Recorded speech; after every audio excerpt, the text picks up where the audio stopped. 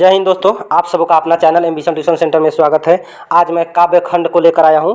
12th के काव्य खंड है हिंदी का, काव्य खंड है हिंदी का। आज हम आप लोग को बताएंगे कविता कौन है और उसके कवि कौन है, उसके कवि कौन है और कवि किस काल के हैं और किस मार्ग के हैं। ठीक है, तो उसके बारे में हम लोग आज जानकारी प्राप्त करेंगे और यहीं से आपका ऑब्जेक्टिव तैयार होगा। ठीक है, तो चलिए हम लोग वीडियो स्टार्ट करते हैं। लेकिन वीडियो स्टार्ट करने से पहले आप लोगों से एक रिक्वेस्ट है, यदि आप मेरे चैनल को सब्सक्राइब नहीं किए होंगे तो प्लीज़ आप लोग मेरे चैनल को सब्सक्राइब कर लीजिएगा और बेल आइकन को दबा दीजिएगा। ठीक है, तो चलिए हम लोग वीडियो स्टार्ट करते हैं। तो देखिए यहाँ कह रहा है फर्स्ट चैप्टर है, यानी कि पाठ 1 में है कविता में कड़बक। ठीक, क्या है? कड़बक। और कड़बक के कवि कौन है? मलिक मोहम्मद जैसी। कड़बक के कवि है मलिक मोहम्मद जैसी और यह भक्ति काल के कवि हैं। यह पूछता है ऑब्जेक्टिव में कि मलिक मोहम्मद जैसी किस काल के कवि हैं, तो देखिए भक्ति काल हो जाएगा। कौन सा काल हो जाएगा? भक्ति काल। और किस मार्ग के कवि हैं, तो वह प्रेम मार्गी हैं। कौन से मार्ग के हैं? प्रेम मार्गी हैं। फिर दूसरा पद कह रहा है सूरदास। जो दूसरा पद है वह सूरदास का है। ठीक है, दूसरा पद जो है सूरदास का है। और सूरदास किस काल के कवि हैं? सूरदास, तो यह भी भक्तिय काल के कवि हैं और यह कृष्ण भक्ति धारा के कवि हैं, कृष्ण भक्ति शाखा के कवि हैं। सूरदास जो है कृष्ण भक्ति शाखा के कवि हैं। वह कृष्ण के बाल रूप का बहुत सारे वर्णन किए हैं, इसीलिए उनको कृष्ण भक्ति शाखा के कवि कहा जाता है। ठीक है, उसके बाद जो तीसरा पद है वह तुलसीदास द्वारा रचित है। तीसरा पद किसके द्वारा रचित है? तुलसीदास द्वारा रचित है।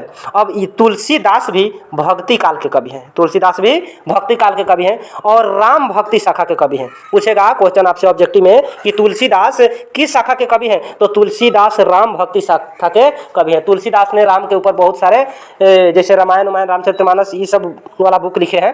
ठीक है, तो यहाँ से हो जाएगा। उसके बाद देखते हैं हम लोग 4 है छप्पे, यानी कि छप्पे का जो कवि है वह नाभादास है और नाभादास भी भक्ति काल के कवि हैं। किस काल के कवि हैं? भक्ति काल के कवि हैं। और किस शाखा के कवि हैं, तो यह भी राम भक्ति शाखा के कवि हैं। ठीक है, नाभादास भी राम भक्ति शाखा के कवि हैं। उसके बाद 5 में है कवित, कवि भूषण। 5 में है कवि भूषण। कवित के जो कवि है वह कवि भूषण है। यह रीति काल के कवि है। किस काल के कवि हैं? रीति काल के कवि हैं। इसे रीतिबद्ध कवि भी कहा जाता है, रीतिबद्ध कवि भी कहा जाता है। उसके बाद है 6 में आते हैं, तो 6 में है तुमुल कुलाह कलह में। ये कविता का नाम है, तुमुल कुलाह कलह में। ठीक, इसके जो कवि है जयशंकर प्रसाद हैं। कौन है? जयशंकर प्रसाद। और यह आधुनिक काल के कवि हैं। किस काल के कवि हैं? आधुनिक काल के कवि हैं और यह छायावाद के कवि हैं। किस वाद के कवि हैं? छायावाद के कवि हैं। उसके बाद 7 में आता है, पाठ 7 में पुत्र वियोग। पुत्र वियोग यह कविता है, पुत्र वियोग, जिसका लेखिका है सुभद्रा कुमारी चौहान। यह भी आधुनिक काल के कवि हैं, आधुनिक काल के कवयित्री हैं। ठीक है, सुभद्रा कुमारी चौहान जो है आधुनिक काल के कवयित्री हैं और किस धारा के हैं? वह राष्ट्रीय भावधारा के हैं। किस धारा के? राष्ट्रीय भावधारा के हैं। उसके बाद में देखते हैं 8 में है उषा। इस उषा कविता के कवि है शमशेर बहादुर सिंह। शमशेर बहादुर सिंह, यह भी आधुनिक काल के कवि हैं। इसे प्रयोगवादी कवि भी कहा जाता है। ठीक है, उसके बाद 9 में है जन जन का चेहरा। जन जन का चेहरा, इसके कवि हैं गजानन माधव मुक्तिबोध। गजानन माधव मुक्तिबोध, यह भी आधुनिक काल के कवि हैं। इस काल के कवि हैं? आधुनिक काल के प्रयोगवादी कवि हैं। ठीक है, उसके बाद 10 में है अधिनायक। इसके कवि हैं रघुवीर साहय। यह भी आधुनिक काल के कवि हैं, यह नई कविता है।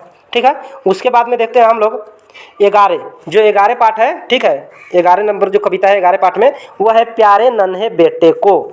इसके जो कवि हैं विनोद कुमार शुक्ल। कौन है? विनोद कुमार शुक्ल, यह भी आधुनिक काल के कवि हैं। उसके बाद है हारजीत, 12 में है हारजीत। इसके कवि है अशोक वाजपेयी। यह भी आधुनिक काल के कवि हैं। और 13 में है गांव का घर, ज्ञानेंद्र पति। यह भी आधुनिक काल के कवि है। इससे बहुत आपके 2023 में इसी से बहुत सारे ऑब्जेक्टिव होंगे। ठीक है, आप लोग इसे रट लीजिएगा और अपने दोस्तों को भी शेयर कर दीजिएगा। यदि गद्य वाला वीडियो नहीं देखे होंगे तो प्लीज़ आप लोग जाके वीडियो देख लीजिएगा वहाँ से। ठीक है, तो आज के लिए इतना ही, फिर अगले बार मिलेंगे, तब तक के लिए जय हिंद।